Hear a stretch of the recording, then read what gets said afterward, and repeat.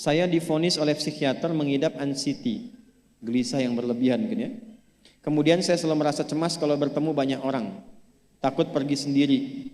Tetapi Quran surah Al-Anbiya 83, alhamdulillah kecemasanku berkurang. Pertanyaannya, bagaimana caranya supaya anxiety itu tidak pernah kambuh lagi? Gini, Quran surah ke-51 ayat 49. Wa min kulli syai'in khalaqna zawjaini la'allakum tadhakkarun. Segala hal itu aku ciptakan, kata Allah, berpasangan supaya engkau sadar cuma aku yang tidak punya pasangan. Sehat lawannya apa, Bu? Sakit. Senang lawannya apa? Sedih. Gelisah lawannya apa? Tenang. Maka kalau ada kegelisahan, kecemasan berlebihan, apa yang disebut dengan anxiety ini, maka cari lawannya. Apa lawannya? Tenang. Amalan apa yang banyak memberikan ketenangan, itu terapinya. Apa dalam Quran, ayat-ayat dan amalan yang membantu menghadirkan ketenangan? Satu, saya tulis cepat. Dan saya sudah pernah sampaikan ini, dan alhamdulillah insya Allah banyak manfaatnya. Satu, Quran surah 13 ayat 28. Amalannya dua, Quran surah ke-20 ayat 14. Tiga, Quran surah ke-4 ayat 103. 4, Quran surah ke-15 ayat 9. 5, Quran surah ke-54 ayat ke-17, 22, 32, 40. Ini untuk anxiety atau kecemasan berlebihan. 1, Quran surah 13 ayat 28. Perhatikan kalimatnya. Pelan-pelan, Bu. Ibu kalau gelisah, cemas itu adanya di hati atau di fisik? Dari hati baru mengalir ke pikiran kan? Baik, perhatikan bagaimana cara menenangkan hati sehingga pikiran ikut tenang. Ini langsung dari Allah. Ala bidzikrillahi tatma'innul qulub. Kata Allah, ala, yakinkan pada dirimu. Fokus. Ala itu harful istikhbar wa taukid. Huruf yang berfungsi membuka informasi dan meyakinkan.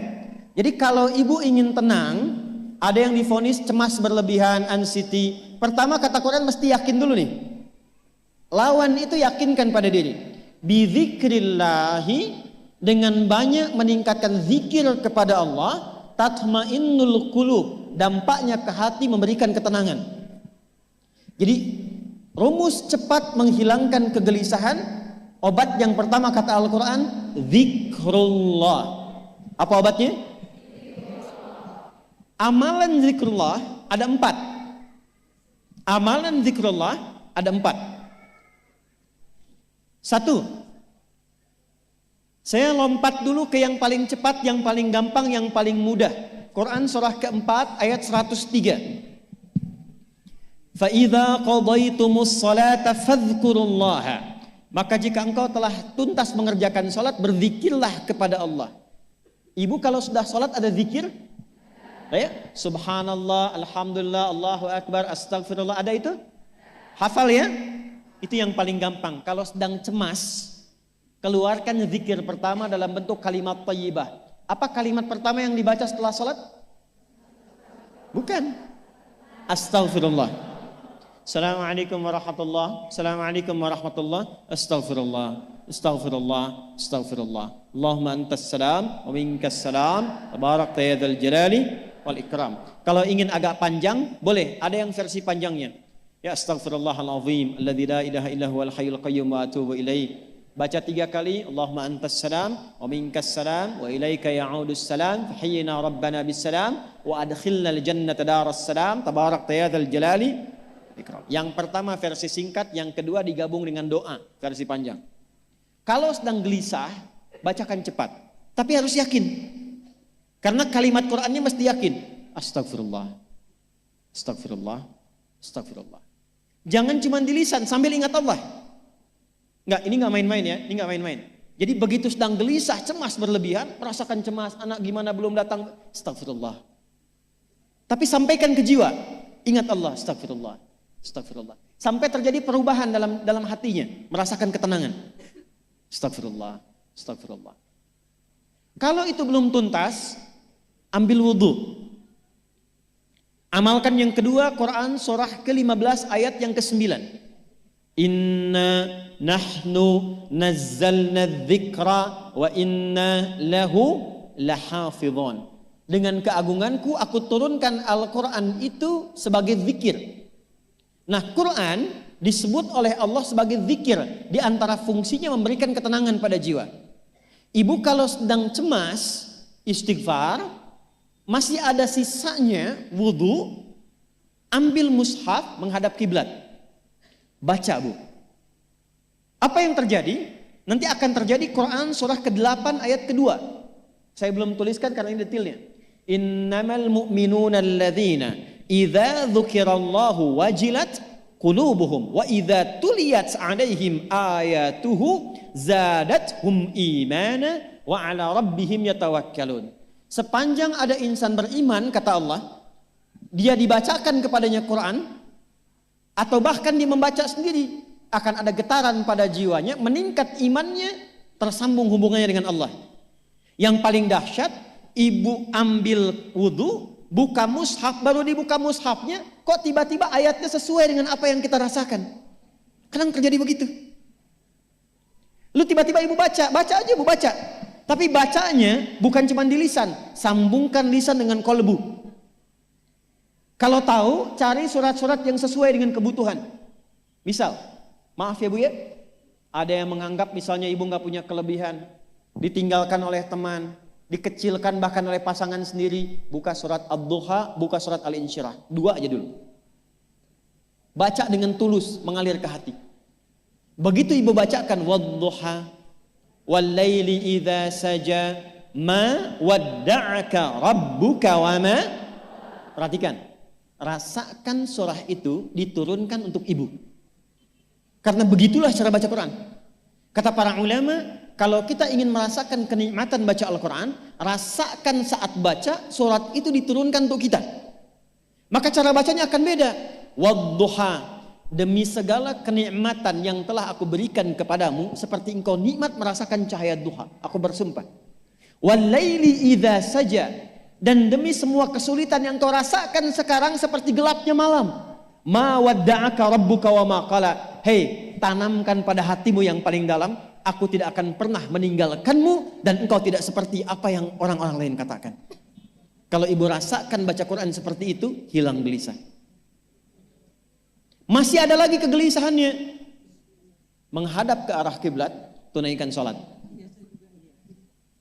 Sholatnya apa saja? Sesuai dengan waktunya. Kalau duha, duha. Kalau nggak ada waktu khusus, ambil wudhu, sholat mutlak. Sholat wudhu. Menghadap ke kiblat. Lalu maaf, saya tutup. Saat sujud, tumpahkan semua kegelisahan itu dalam sujud. Tumpahkan semua sampai air matanya mengalir. Gak apa-apa, tumpahkan semua. Nanti rasakan perubahan yang terjadi setelah sholat tuntas dikerjakan. Karena sholat mengumpulkan semua jenis zikir ini. Istighfar ada dalam sholat? Ada. Ya, ibu ruku sujud baca istighfar. Subhanakallahumma bihamdika Allahumma ighfirli. Subhanallah ada? Alhamdulillah ada? Allahu Akbar ada? Dalam sholat baca Quran? Al-Fatihah itu Quran. Semua ada. Sudah? Yang terakhir, biasanya kalau sudah selesai sholat, ketenangan awal itu muncul. Tapi setelah itu kadang-kadang muncul lagi, kalau belum tuntas semua. Maka praktekkan isi surat Al-Insyirah. Ini penutupnya.